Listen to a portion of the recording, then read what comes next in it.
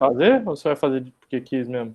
Não, Jefferson, um dia ele me ligou, aí ele falou assim, cara, você tá interessado? Vai ter esse negócio? Eu olhei na agenda rápida, né, eu vi, vai dar quarta aqui, não, beleza, pode botar, vai estar de boa. Aí coincidiu de ser logo nessa semana tensa, né? Aí tem que entregar esse trabalho até segunda, em cima de Eclesiastes 9, de 1 a 9. Segunda agora? Da E exegese, dia agora, 7? Nossa, que maravilha, hein? top. Umas 2 noites aí sem dormir. Tá suave. Uns 4, né? Eu acho. Ô, mano, vocês conhecem algum energético natural? Energético natural. Oi. E aí, turma? Pastor, Vocês Olá, estão me pastor, bom ouvindo aí? dia. Bom dia, ouvindo. pastor. Bom dia. Vamos lá. Ô, complicação. É Agora, a gente, TIM? é a TIM. Mas aqui em casa nunca tinha dado problema.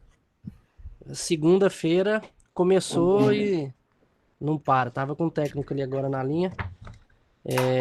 Mas não vai ter jeito. Provavelmente vai cair em algum momento, viu? Aí vocês esperam aí que ela tá fazendo isso. Ela cai, demora aí uns 5, às vezes um pouquinho mais minutos, aí volta. Então, se cair, vocês esperam aí, eu falo com algum de vocês aí no WhatsApp e eu entro novamente, beleza? Que vai ter que vir uma visita presencial aqui, eles não conseguem resolver por lá não. O que que tá acontecendo? Bom, mas então vamos lá para a gente encerrar nosso desenvolvimento, nossos fundamentos psicológicos, né? Tratando do desenvolvimento moral. Vamos lá para a página 127, foi a página que nós paramos. Certo? Tá todo mundo por aí hoje? 9 pessoas, tem alguns faltando? Tem. Galera. Deixa eu pegar aqui a chamadinha.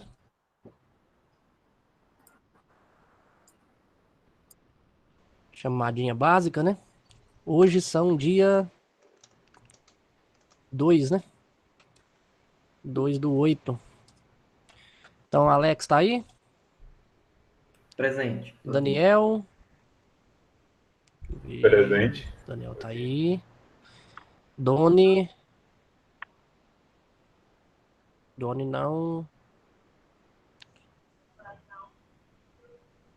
Tá, o Ednei tá por aí. Eliel. Presente. Eliel que vai ter que fazer exegese de Eclesiastes 9, né? Isso. Não tinha nada para fazer mais um trabalho. Leonardo, daí não. Rafael. Cadê? Também tá não. Renan tá aí. Fábio também. Weber. Presente. Oi. Quem falou aí? Eu estou presente. Ah, tá. Fábio. Fábio Weber, certo. Beleza. Então vamos lá. Bom, gente, deixa eu ver onde é que nós paramos. Eu parei falando com vocês sobre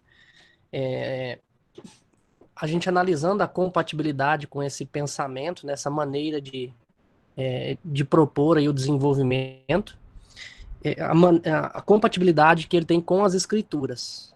Nós podemos perceber, como eu mostrei para vocês na aula passada, né, um slidezinho, para a gente ver que a escritura, ora ela faz um apelo ali no âmbito pré-convencional, né, de punição, ora ela faz punição ou ganhar alguma coisa, né?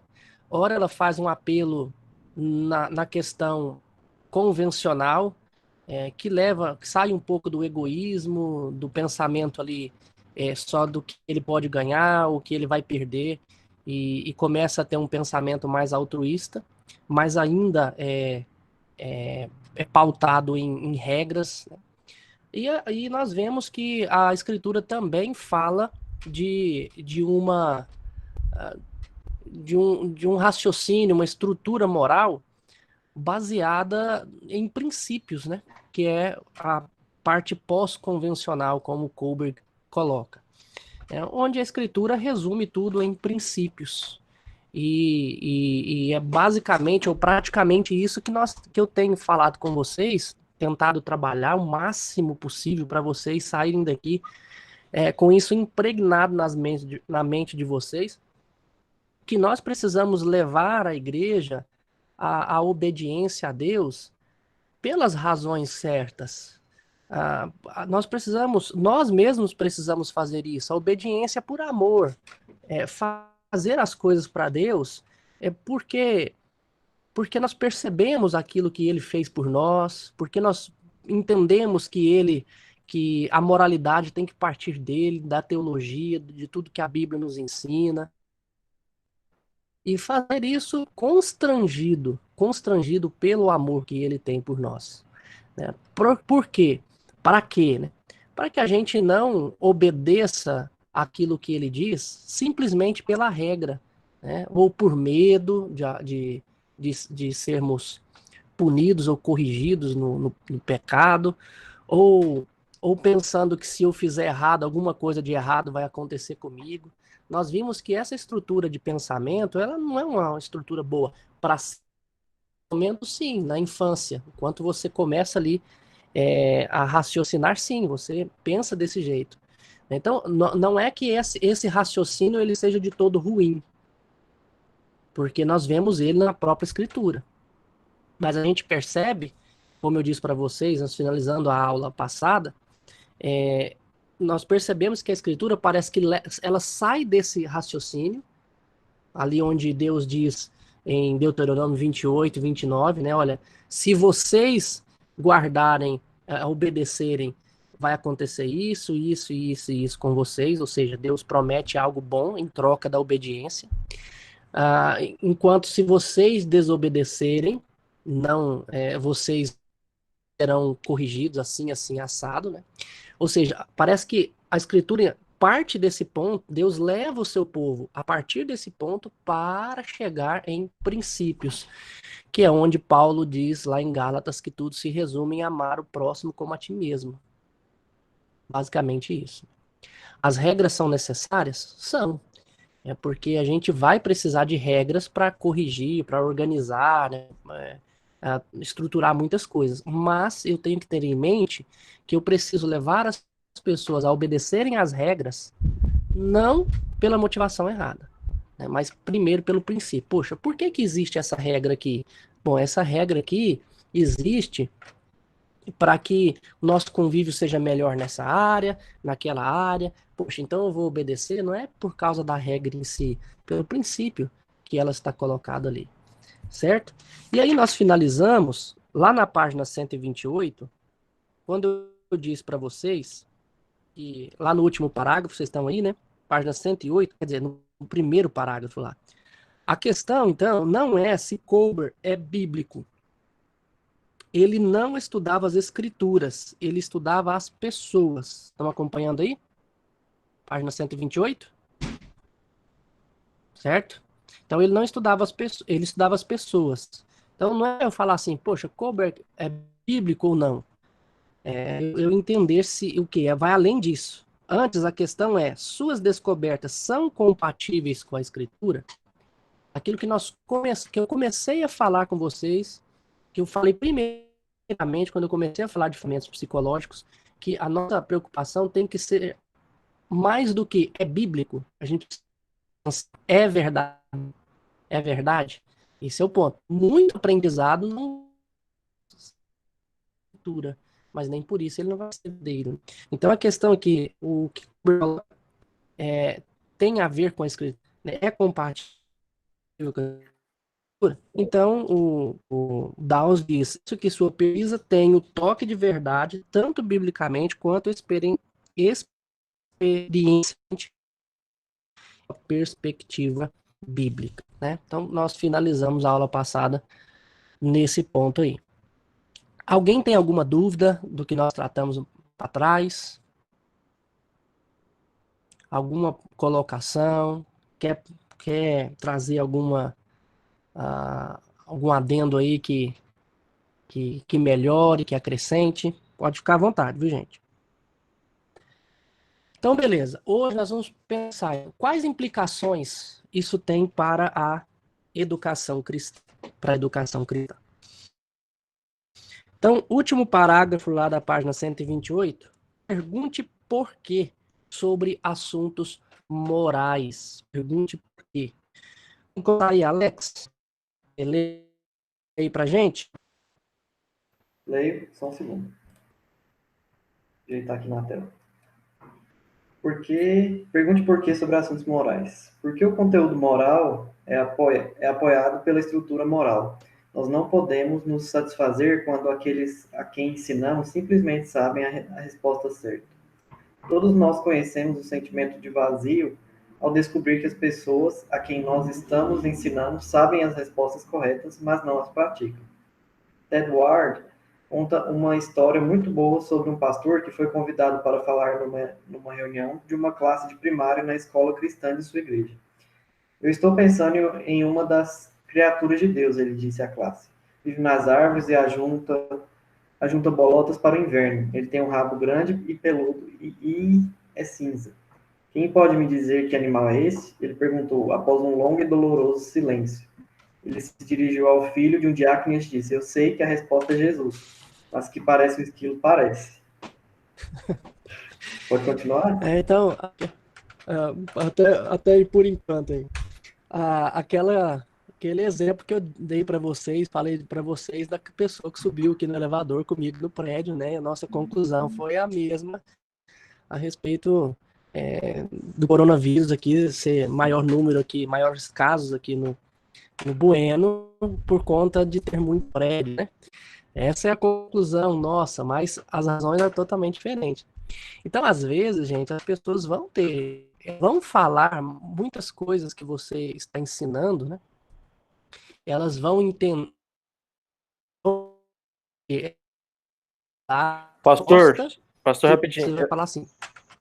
Eu acho que Diga. é melhor o senhor ficar só com áudio, porque acho que o seu vídeo tá pesando um pouco, aí tá cortando. Não sei se é só pra mim, acho que é pra todos aqui. Tá cortando meu vídeo? Eu acho que o vídeo tá pesando. Talvez fique melhor ficar só no áudio, senhor.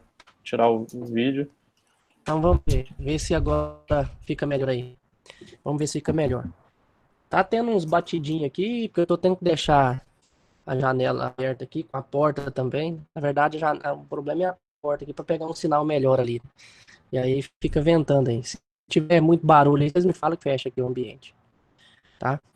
Bom, então, eu estava falando para vocês que a gente pode ensinar então um conteúdo, a pessoa entende o conteúdo, mas ela não vai raciocinar da maneira correta, né?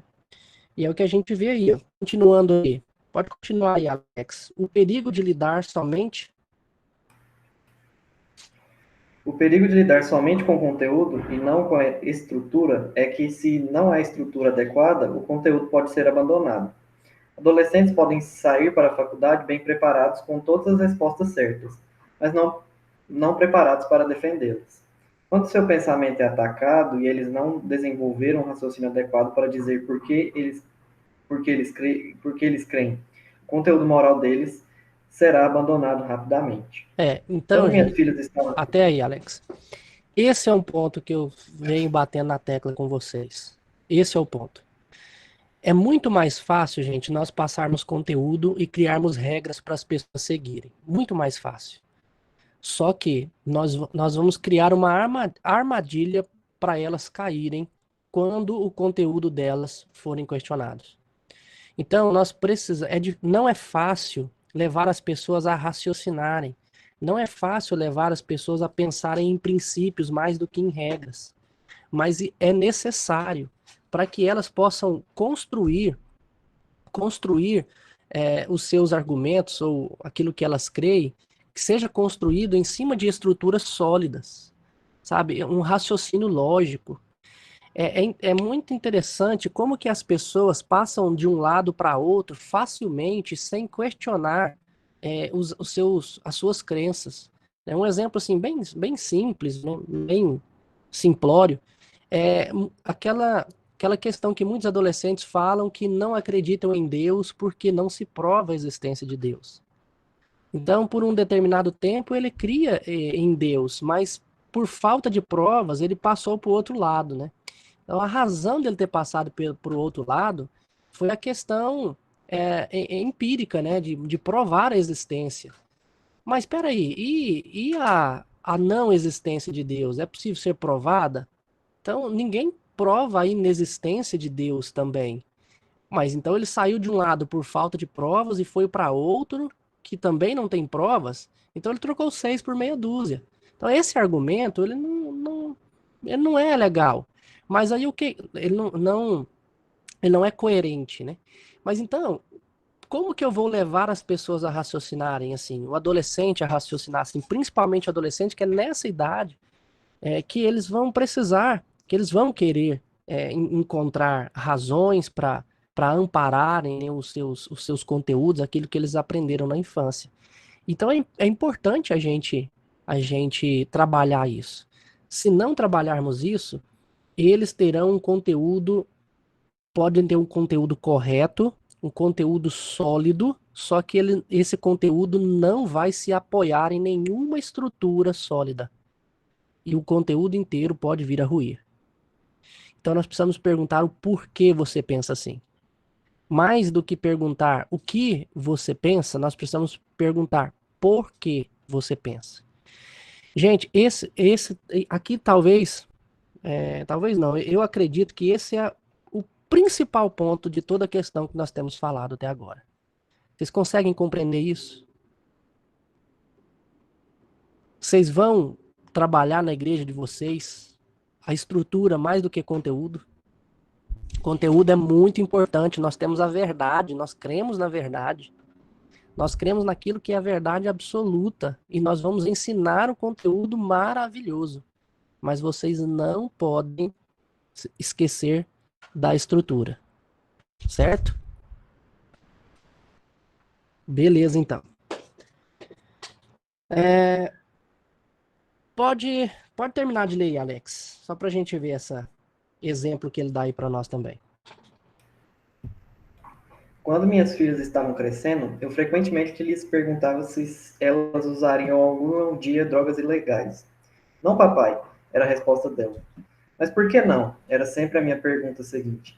Porque você nos mataria. Era a resposta delas de um nível, como crianças. Mas à medida que foram ficando mais velhas, elas sabiam e eu sabia que elas poderiam entregar-se às drogas e que eu ficaria tremendamente desapontado. Mas eu não as mataria. Elas precisavam de um nível mais alto de raciocínio para não usar drogas. Perguntar o porquê permite que os pais e os educadores explorem e estimulem a estrutura do raciocínio moral. Excelente. Então, dica aí para vocês aí, ó. Trabalhar com adolescente. Por quê? Deixa o menino falar por quê. Pergunta para ele. Duas coisas que vai acontecer. Uma, você vai ganhar o respeito dele e o encanto dele, porque geralmente as pessoas não querem entender os adolescentes. Eles vêm lá com um argumento, tudo, os outros já chegam já dizendo, não, você não sabe nada da vida. Não é assim não. Que isso? E se você começar a perguntar por que você pensa assim? Para tentar entender qual que é o raciocínio, tudo, você já vai ganhar ele logo de cara. Então isso é bom. E o segundo ponto é que você vai conseguir compreendê-lo para ver onde é que você precisa atacar, né? O que você precisa corrigir no pensamento dele. Certo? Então, pergunte por quê.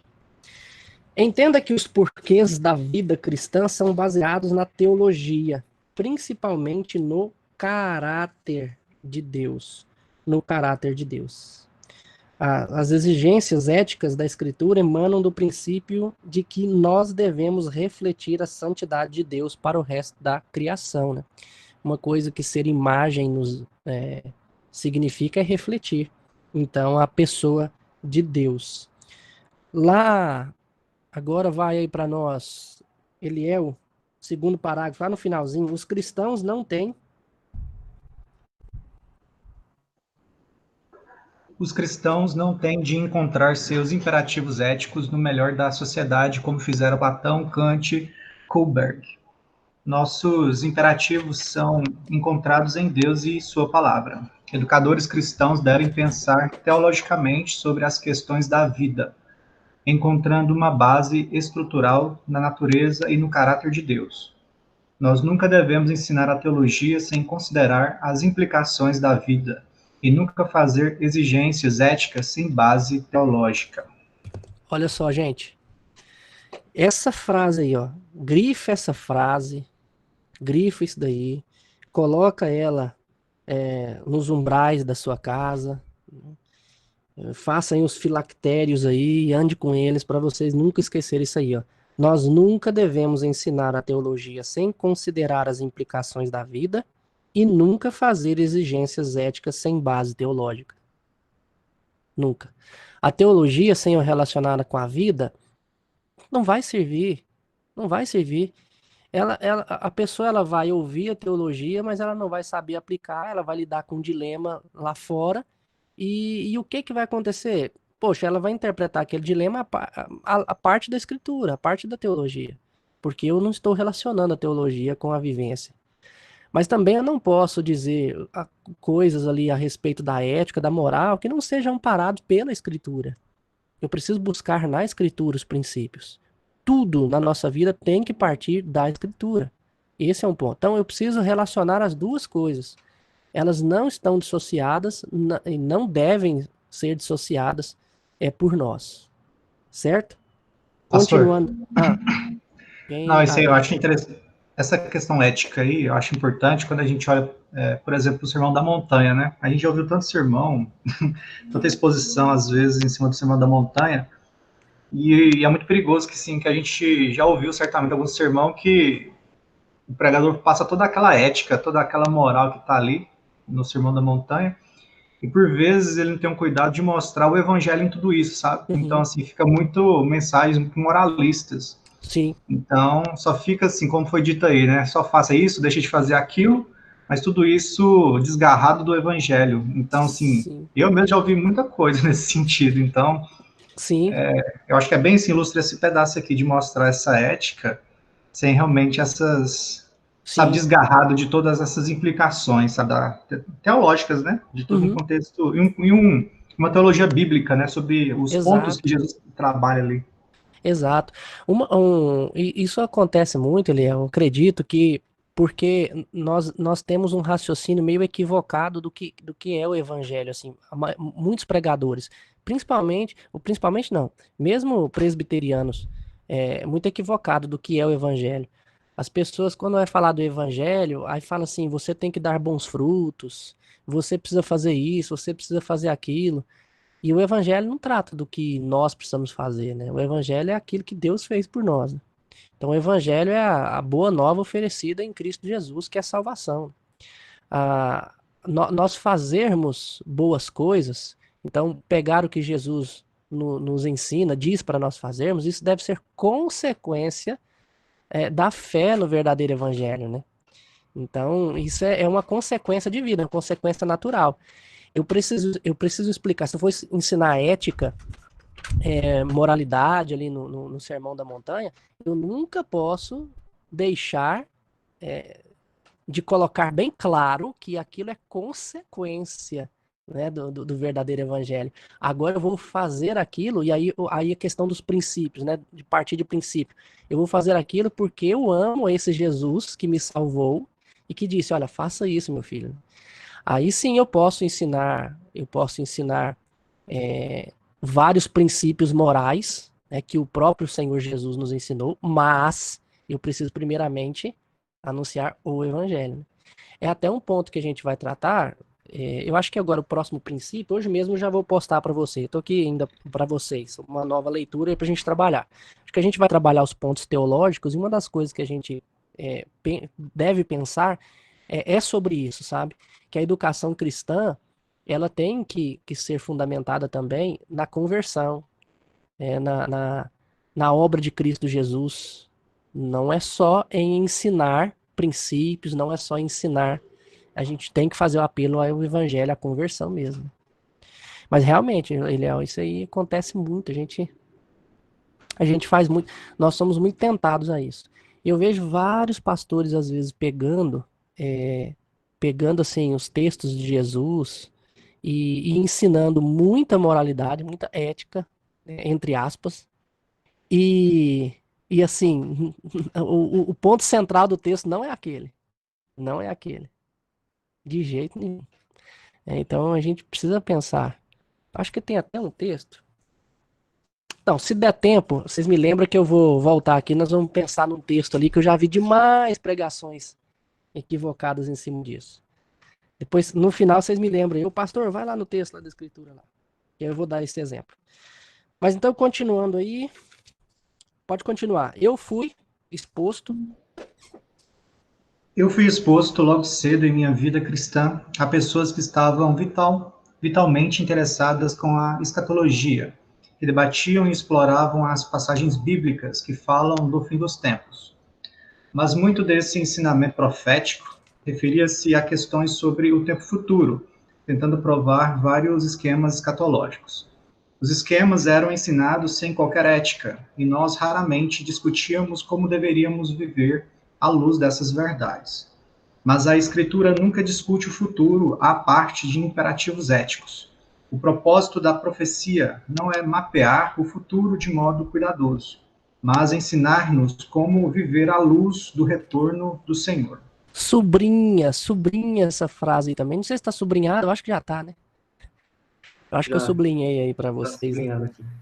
Então, fantástico também esse ponto aí. E pode destacar também o próximo parágrafo aí, que é importante demais de vocês terem também em mente. Pode finalizar aí. Vai lá, Fábio, lê esse último aí. Permitir o desenvolvimento. Microfone. Pode ir.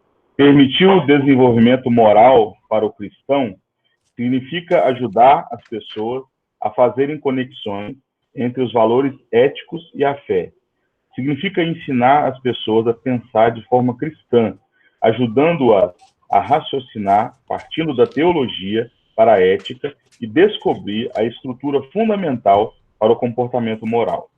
O desenvolvimento moral significará se mover além dos interesses egocêntricos da infância para um desenvolvimento mais abrangente a respeito da sociedade e, finalmente, para os princípios éticos.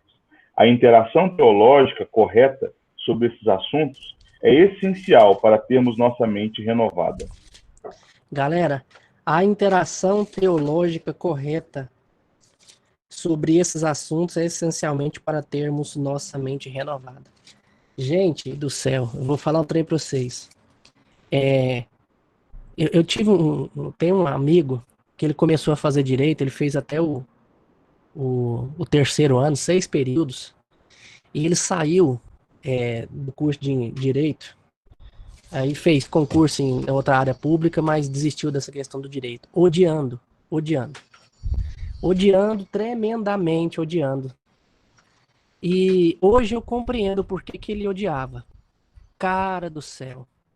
Você ouve uns professores falar, agora nós estamos tendo lá na faculdade uma semana,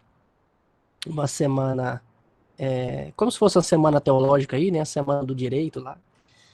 E aí tem professores de todo lugar do Brasil, agora é mais fácil ainda de pegar gente de vários lugares, né? Porque são aqui aulas online, né?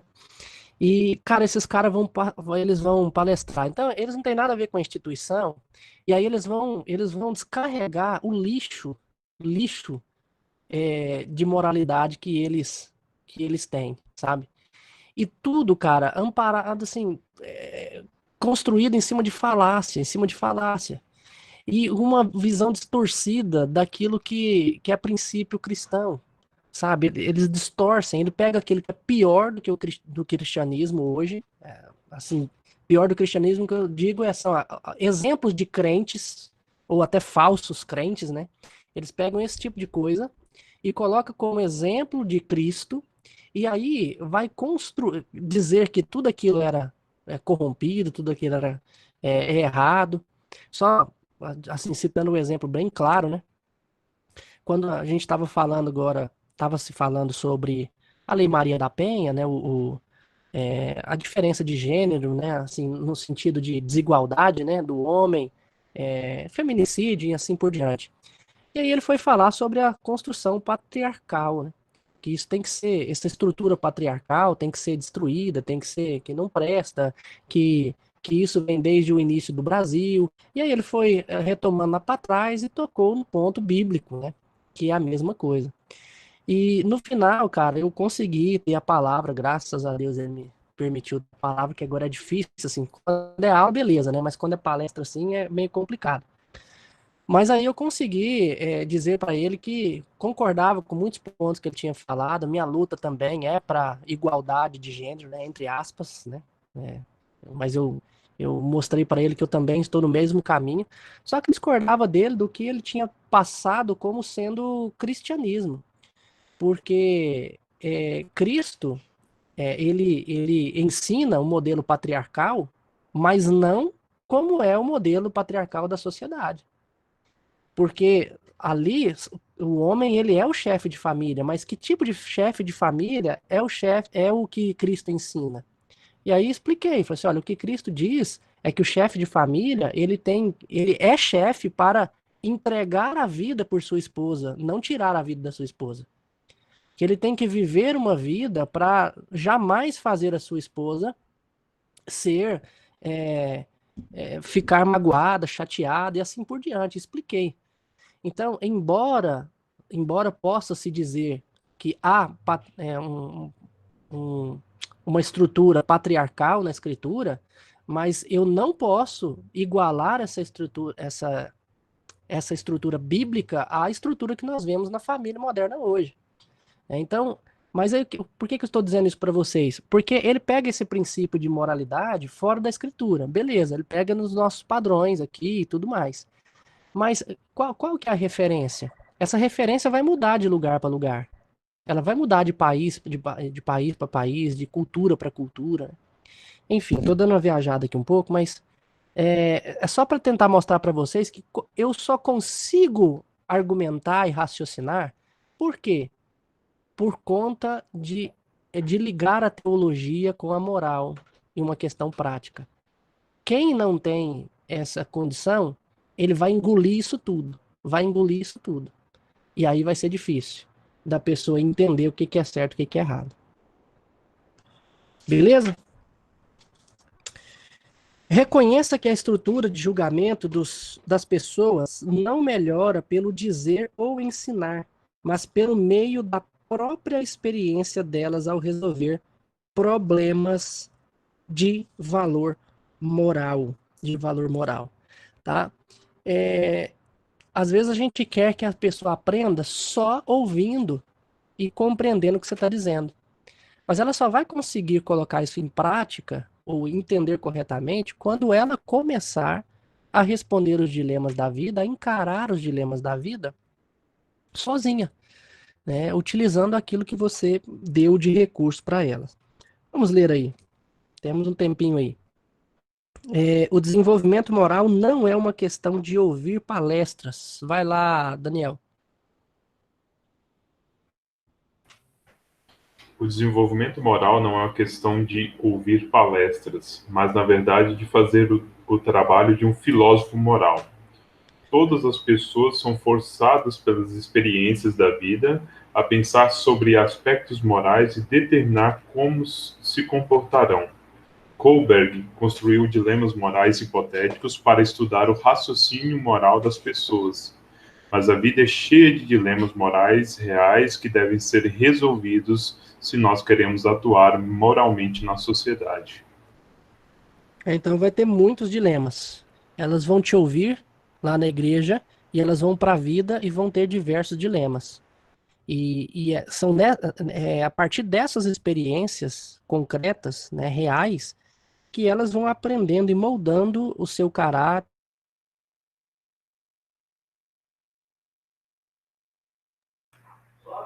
Caiu? a sua estrutura de pensamento, né?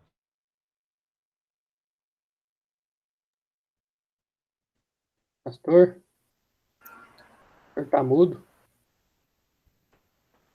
Cortou aí, pastor.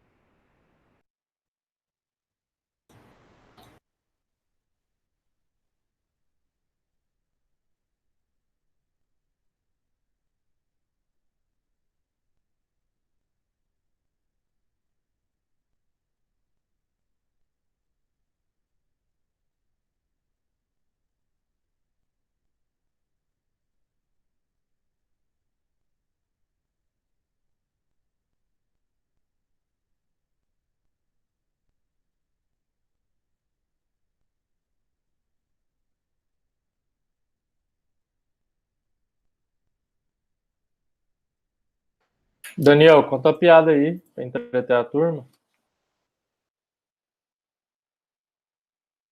O Fábio é bonito. Essa é boa.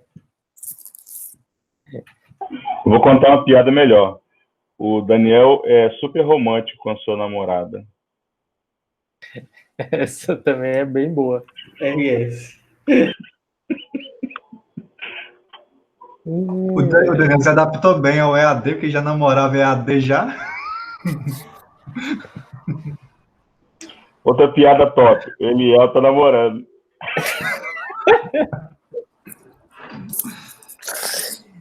Nossa, eu sou o pai do deserto lá, moço, os monges. Voltando. Boa. Então vamos lá. Vai lá na página 131 agora. Leia aí para nós aí. Ainda bem que eu tava sem câmera. Eu achei bom ficar sem câmera, porque aí se torna que trava, vocês não vêm tirar foto aí, né? Deixa eu tirar aqui então logo a câmera aqui, né? Já travou de novo. De novo? A câmera travou. Ah, você tá brincando. E aí? Não, Agora acho que sumiu? não. Travou. Aí, Agora ó, sim. tá Não vendo? deu tempo de tirar a foto, não. Tá vendo? Fui mais rápido. Os educadores cristãos. Então, um outro parágrafo fala só da criança que enfrenta um dilema, né? É errado colar, mas todos colam. Então, ela tem esse dilema ali na vida, né? E página 131, os educadores cristãos. Vai lá, Doni, leia aí para nós aí. Os educadores cristãos devem estar abertos a confrontos e discussões sobre as difíceis questões morais do dia para ajudarem os alunos a aprenderem a pensar. Em lugar de negar os conflitos morais que nós enfrentamos, cristãos não pensam sobre essas coisas, ou tentar resolvê-los somente com o conteúdo, do tipo a Bíblia diz, nós devemos estar abertos e permitir que nossos alunos enfrentem as questões e ajudá-los a aprender a pensar usando níveis morais mais altos ao abordar os assuntos. Certo? Então, há muitos dilemas na vida, gente, que não são tão simples de resolver. A gente precisa ensiná-los a aprender a raciocinar. Aprender a raciocinar.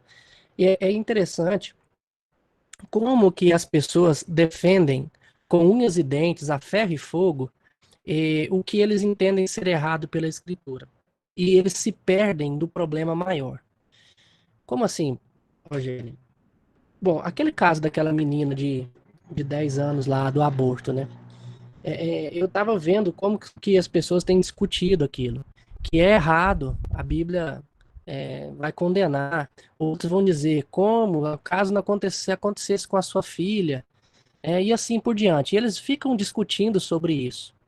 E a conclusão para uns é, o aborto, nesse caso, é a solução. Outros vão dizer, o aborto não é a solução. Tá, mas gente, olha quantas coisas estão envolvidas além disso. Quantas coisas estão envolvidas além disso? Começa-se desde do momento do caso do estuprador. Vamos tratar lá. Como é que tem sido tratado a questão do estuprador no Brasil? Como que tem sido tratado? Os casos históricos dizem que ele não vai. Os casos, né, que já aconteceram, que foram julgados, eles são sempre condenados com a pena mínima, a maioria. Que vai ali, são 10 anos, se eu não me engano. 10 anos. E eles cumprem ali, então, pena de um terço, depois vai para o regime semiaberto. Então, depois de praticamente 3 anos, eles já estão de novo no regime semiaberto. E a maioria dos casos, eles voltam voltam à prática. Né? Então, os casos reincidentes é quase 100%, digamos assim. Não vou falar quase 100%, que senão não estou sendo correto. Mas a maioria dos casos, desses casos, voltam a isso. Então, como é que está sendo tratado isso? Aí tem um segundo ponto.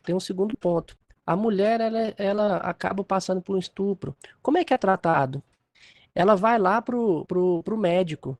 Você sabia que se ela for pro SUS, ela não pode ser atendida antes dela passar por um boletim de ocorrência? E aí, olha só, a mulher já está arrebentada. né? Então, ainda tem que passar nessa questão judicial para depois ser tratada a saúde. Se ela vai para um lugar particular, o médico ali, ele é obrigado a informar a polícia. Então, muitas mulheres não vão para lá, não procuram lá, porque elas já sabem como é que isso funciona. E isso vai acarretar outro problema, que aí vem a gravidez, né, e vai procrastinando e assim por diante. Enfim, eu só estou tentando mostrar para vocês como que um problema ele é muito mais amplo, muito mais complexo do que simplesmente dizer assim, é pecado, não é pecado. A Bíblia condena, a Bíblia não condena. Você tá entendendo? Não, a Bíblia condena, mas há exceções. Até a Bíblia tem exceção. Né? Davi foi lá e comeu o pão de propiciação. Então a Bíblia tem exceção. Então vamos colocar. Perceba, gente, que nós precisamos tentar fazer as pessoas pensarem em muitos pontos na vida, certo? O penúltimo parágrafo desse ponto aí, algumas abordagens à educação cristã impedem o desenvolvimento moral, sempre prometendo um prêmio para servir a Deus, fechará a pessoa dentro de uma moralidade pré-convencional. Então, se a gente sempre for no mesmo parâmetro, não levar-os a pensar, vai ficar sempre aí do mesmo jeito, né?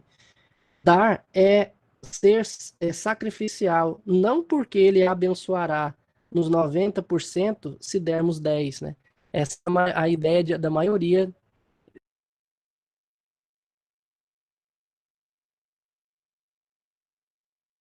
dos pastores que falam, devo. Pastor, tá travando de novo. Vai indo aí, pastor. Vai cair quando é assim.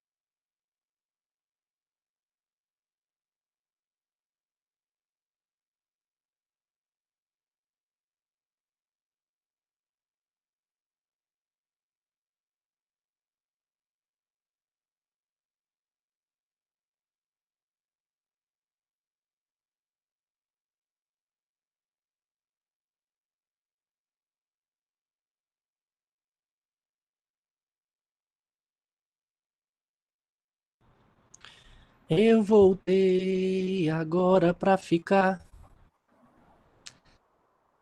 Vamos lá. Continuando aqui, o que eu tava falando? Ah, tá. Então, a maioria das pessoas raciocinam assim, né? Eu vou dar 10%, porque aí Deus vai me abençoar nos outros, né? E muitos pastores fazem isso. Meu irmão, falam essa frase, né? Célebre. Deus te deu 100%, ele te pede só 10%. Né? Imagina se ele tivesse pedido 30%. Se bem que o do chapelão lá pediu o trízimo, né? É 10 para cada um, né? Da pessoa da Trindade, né? Esperto é ele, né? Mas aí o que que acontece? Grande parte das pessoas raciocinam desse jeito, gente. Sabe? Sempre. E não por conta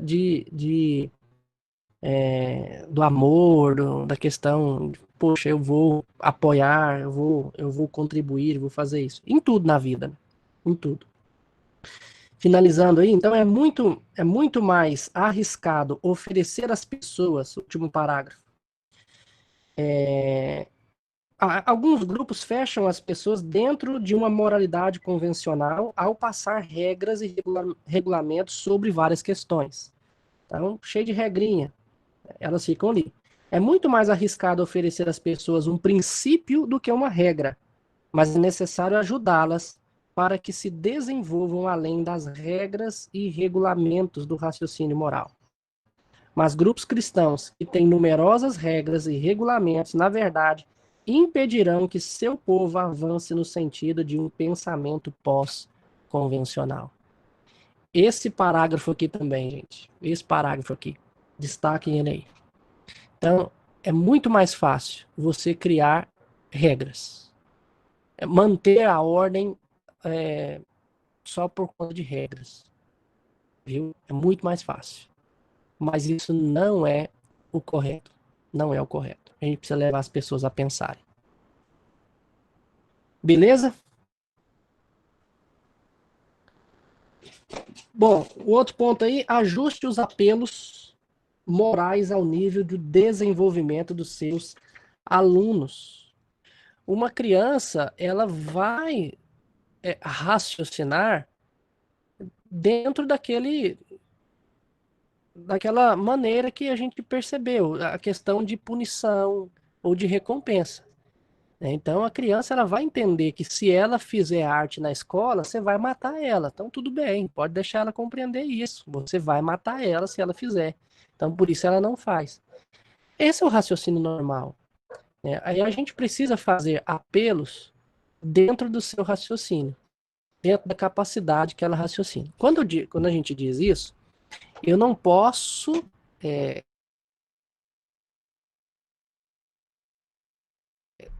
chegar.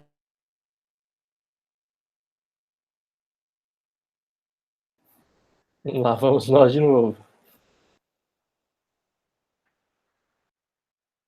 Here we go again. De novo, Sofia?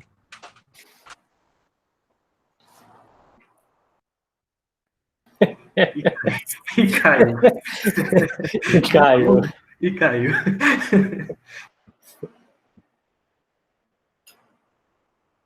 Vou fazer um bolão aí, hein? Quantas vezes vai cair? A internet do pastor Rogério tá parecendo o Vasco.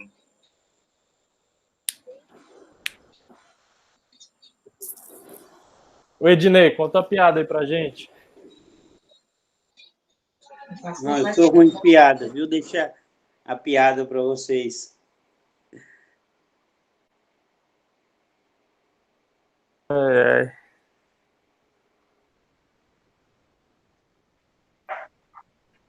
Ô, Weber, conta a piada aí pra gente. Qual é a piada original?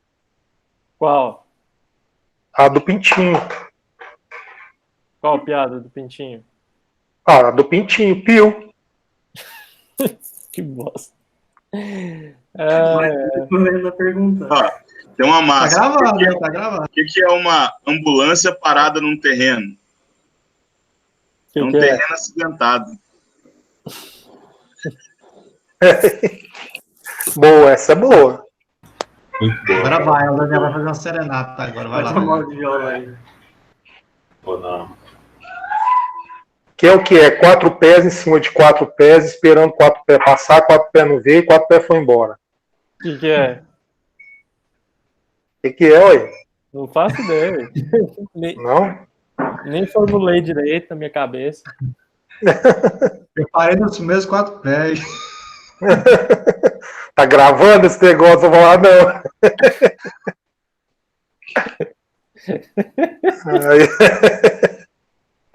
É o gato esperando o rato em cima da mesa. Aí o rato não veio, o gato foi embora, a mesa ficou. Nossa. É ruim essa, né? Essa é ruim, essa é ruim. Horrorosa. Estão me vendo aí?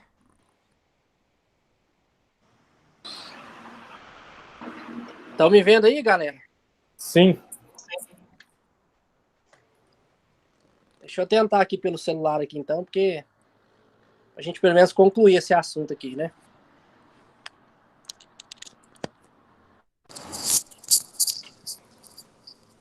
Bom. Tá dando certo aí? Tá ouvindo? Sim. Sim, tá ok. Então, como eu estava dizendo para vocês, nós precisamos fazer apelo de maneira que a criança entenda. Não significa que a gente deva incentivar essa maneira de raciocinar. Lembrando que a gente precisa fazer com que eles progridam, que haja um progresso nessa maneira de raciocinar. Mas não adianta eu fazer um apelo em questões de princípio, em base em princípios, para uma criança, porque ela não vai compreender isso. Então eu preciso usar os mecanismos corretos, tendo na minha mente o propósito de fazê-la progredir dentro desse ponto aí, certo? Outra coisa que ele coloca aí para nós é: não tente empurrar as pessoas através dos níveis, lá na página 132, dos níveis de desenvolvimento moral, né? Ou seja, é você querer forçar que uma pessoa passe de um nível para outro. Não adianta isso, porque ela precisa primeiro raciocinar de um jeito para que depois ela consiga raciocinar de outra forma. E necessariamente ela vai passar por esses níveis, né, iniciais ali. É claro que existe na igreja muitas pessoas que têm 50 anos de igreja, mas que ainda raciocina do mesmo jeito. Gente, é engraçado, tem pessoas idosas e pessoas idosas. Eu tenho lá na igreja pessoa de 80 e tantos anos que raciocina exatamente como criança. Como criança. Seria muito assim, seria muita burrice, né? Nossa, querer que uma senhorinha dessa, que foi criada no regime lá de 1900 e bolinha, que sempre aprendeu a raciocinar desse jeito, agora no final da vida comece a raciocinar baseado em princípios, né? A gente não tem como fazer isso. Mas a gente precisa tentar fazer com que as pessoas passem de níveis, né? Mas sem empurrá-las.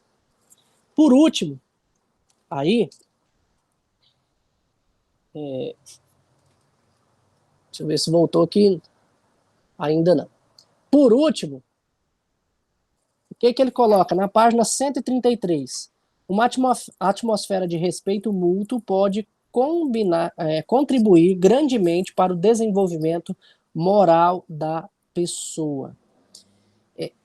Nós não precisamos, não adianta nós termos ambientes rígidos achando que nós vamos resolver problemas. Tinha um professor na escola dominical de adolescentes que os meninos um dia chegaram para mim e falaram assim: ô pastor, não tem como a gente ficar em outra sala não, porque o fulano dá aula pra gente, mas a gente tem medo deles. É que ele queria passar uma questão de rigidez tão grande que ele acabava inibindo os adolescentes de se expressarem. Então, digamos assim, que se você chegasse na sala de aula enquanto ele estivesse dando aula, era um pio, tinha um pio.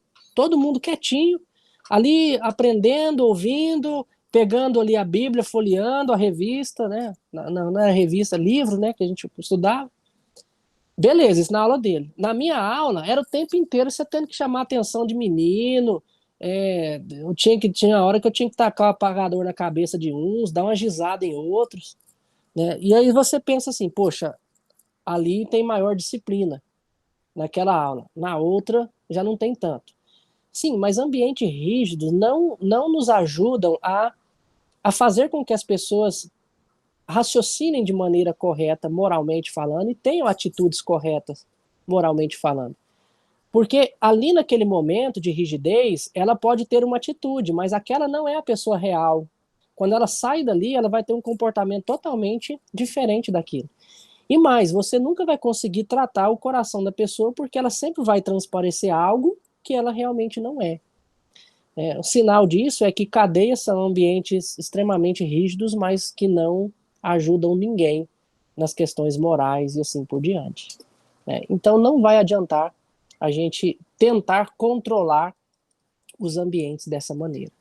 Então, observe, gente, como que o experimento de Colbert, a proposta dele, né, essa teoria do desenvolvimento moral, e a gente percebendo que realmente isso tem sentido, faz sentido, é assim que as pessoas raciocinam, não é exatamente, rigidamente assim, mas a gente percebe que há esse desenvolvimento, e vendo que isso não é incompatível com as escrituras, isso traz grandes recursos para nós usarmos na educação cristã e pensarmos dessa maneira. Certo?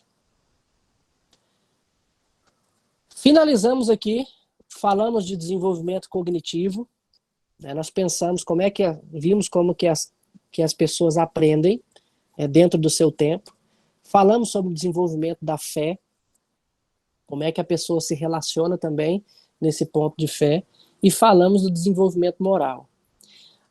O que nós mais gastamos tempo, gente, nas nossas aulas, mais gastamos aulas para falar, foi exatamente desse desenvolvimento, fundamentos psicológicos, porque tem a ver muito como as pessoas aprendem. Por quê? Conteúdo, gente, vocês vão ter, vocês estão pegando excelentes conteúdos no seminário. E ao longo do tempo vocês vão adquirir muito conteúdo. Mas uma coisa que as pessoas pouco pensam é como que os outros aprendem esse conteúdo. E aí está o insucesso de muitos professores, de muitos pastores, porque não são sensíveis a como as pessoas aprendem. E a escritura, ela vai nos falar algo disso, mas ela não traz para nós estudos, não traz para nós uma reflexão mais profunda de como as pessoas aprendem. Isso, quem traz é exatamente essa parte da ciência, né, as ciências sociais, que vai trazer para a gente. E a gente precisa pensar sobre isso. Então, espero que vocês tenham entendido aí tudo nesse ponto. A gente encerra aqui esse assunto, vamos para outros fundamentos filosóficos, sociológicos, teológicos, que a gente vai tratar a partir de amanhã cedo. Vou passar material para vocês hoje, tá? Para vocês já irem trabalhando. Perguntas? Colocações? Rapaz, o trem aqui travou de vez, ó. A internet não volta, não. O que eu falei para vocês que eu ia falar, hein? Só para finalizar, era... O texto bíblico lá, quer dar um exemplo. Do que o Eliel tinha falado, né? Abre lá, então, rapidamente aí, lá em Lucas 13. Tem Bíblia aí? Lucas 13.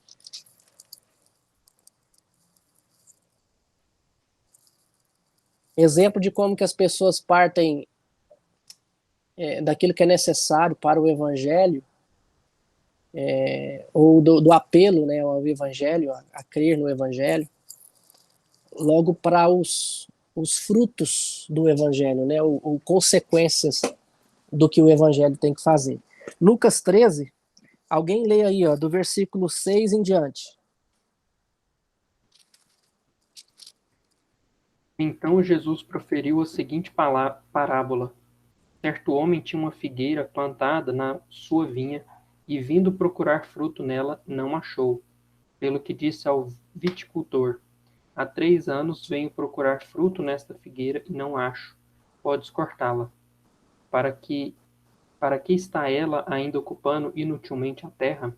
Ele, porém, respondeu: Senhor, deixa ainda este ano, até que eu escave ao redor dela e lhe ponha estrume. Se vier a dar fruto, bem está. Se não, mandarás cortá-la. Ok. Que fruto que é esse que Jesus está falando aí? Esse é o ponto. Que fruto?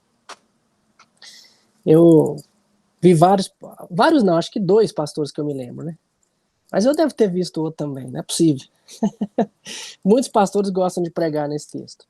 E eu vi um pastor pregando num congresso, né, não lembro se foi de SAF e tudo, acho que sim, encerramento e ele falando assim: nós precisamos dar bons frutos.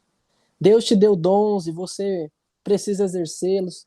Quando nós não damos frutos, crente que é estéril, Jesus está dizendo aqui que vai ser cortado, né? E aí fala dos frutos, né? De você fazer várias coisas e tudo mais. Gente, que fruto que Jesus está falando aqui? São esses frutos consequentes do Evangelho? Alguém arrisca dizer aí, assim, num bate-pronto, que fruto que é? Aparentemente é salvação, né? Tem a ver com salvação. Até porque em muitos textos dos evangelhos, quando fala sobre fruto, cortar, lançar aquele que nos serve, digamos assim, ao fogo, você está trazendo essa ideia de salvação, de separação entre os eleitos, os salvos, e aqueles que serão condenados, que serão cortados. Exato. Então, olha só, é por aí. Aí, o início, a primeira palavra aí do versículo 6, o que é aí?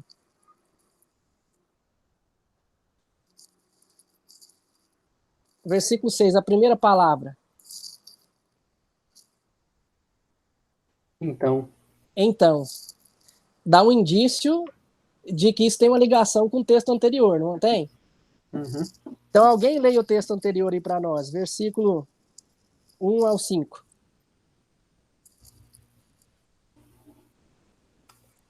Naquela mesma ocasião, chegando alguns, falavam a Jesus a respeito dos galileus, cujo sangue Pilatos misturara com os sacrifícios que os mesmos realizavam. Ele, porém, lhes disse: pensais que estes galileus eram mais pecadores do que todos os outros galileus, por terem padecido essas coisas? Não eram, eu vô-lo afirmo. Se, porém, não vos arrependerdes, todos igualmente perecereis. Ou cuidais que aqueles 18 sobre os quais desabou a torre de Siloé e os matou eram mais culpados que todos os outros habitantes de Jerusalém? Não eram, eu vô-lo afirmo. Mas, se não vos arrependerdes, todos igualmente perecereis. Agora respondam para mim, que frutos são esses que Jesus fala na parábola? Frutos de quê? Arrependimento. Fruto de arrependimento, gente. Jesus está falando sobre arrependimento e ele profere essa parábola. Arrependimento tem a ver com evangelho. É anunciado boas novas. Eu preciso entender que por mim mesmo eu não tenho salvação. Eu preciso entender que eu sou pecador. Eu me arrependo dos meus pecados e creio em Cristo Jesus. Isso é evangelho. Isso é evangelho. Agora, tocar lá na igreja, evangelizar, não mentir, isso não é evangelho. Isso é consequência. Isso é consequência. Mas perceba como que muitos já partem direto para as consequências antes de passar pelo evangelho. Quantos pastores fazem isso aqui nesse texto? Né? Principalmente em congresso de SAF, de mocidade, ou tipo assim, que você quer puxar a orelha do povo para trabalhar, mas aí pega um texto errado. Tá entendendo? Assim, só para pensar um pouco, né, daquilo que o Eliel tinha dito ali sobre o Sermão do Monte, é o que faz lá também no Sermão do Monte, né? A gente parte direto para uma moralidade, fruto, sem passar pelo evangelho. Isso é muito equivocado. Beleza? Bom, gente, então, até amanhã. Eu vou subir aí o material para vocês lerem. Para amanhã e para as próximas aulas, né? Se não der tempo de vocês lerem tudo para amanhã, leiam as primeiras páginas aí, dá uma lidinha, né? Para a gente começar a trabalhar. A gente deve trabalhar amanhã e mais 2 aulas no material que eu vou passar. Vou subir umas perguntas sobre esse aqui, né? Para vocês responderem, dessas 3 aulas que nós tivemos, nesse mesmo assunto. E eu tava vendo, vocês é mala demais, gente. O filme tá lá no plano de curso, tá para dia 2/9, né? Eu errei, foi lá na plataforma que eu coloquei responder até dia 2/10, né? Vocês é demais, viu? Ai, tá certo. Mas vamos marcar um outro dia aí para vocês lerem, para vocês assistirem, não chegar até lá o final. Vamos fazer um meio termo aí. Eu mudo lá na plataforma lá, daqui umas 2 semanas. Dia 2/10 aí. Tá lá na plataforma, né? Mas no plano de curso tá 2/9, né? Vocês é demais. Eu vou mudar lá, vou diminuir o tempo, viu? Até porque eu acho que lá na hora de encerrar, eu devo ter colocado dia 2/9 também. Então, ou seja, se, por exemplo, amanhã você for tentar fazer, vai estar bloqueado. Aí eu vou ter até que mudar lá. Vou pôr mais umas 2 semanas aí só para você, viu? Pastor, Ah, eu vi aquilo lá e já coloquei, não vai dar problema não, né? você já colocou o quê? Também já fiz, eu já respondi. Porque eu já tinha visto esse filme, já tinha feito já o resuminho dele, aí eu já fiz lá na plataforma. Não vai dar problema não, Weber. Tá suave. Tá. Não tem problema Então tá não. Quem fez, ótimo, melhor. Eu vou pôr mais 2 semaninhas lá, porque aí dá tempo pra vocês se programarem e ver, porque a gente comenta um pouco sobre. Então, dia 2 já acabou a aula, não tem jeito da gente comentar mais. Tá bom? Então, beleza. Ficamos por aqui. Deus abençoe vocês. Quem faz antes, perde nota. Tá certo, né, Fábio? Quem faz antes, perde nota. É isso aí. Gente, fica com Deus. Até mais. Até amanhã. Tchau, pastor. Até amanhã.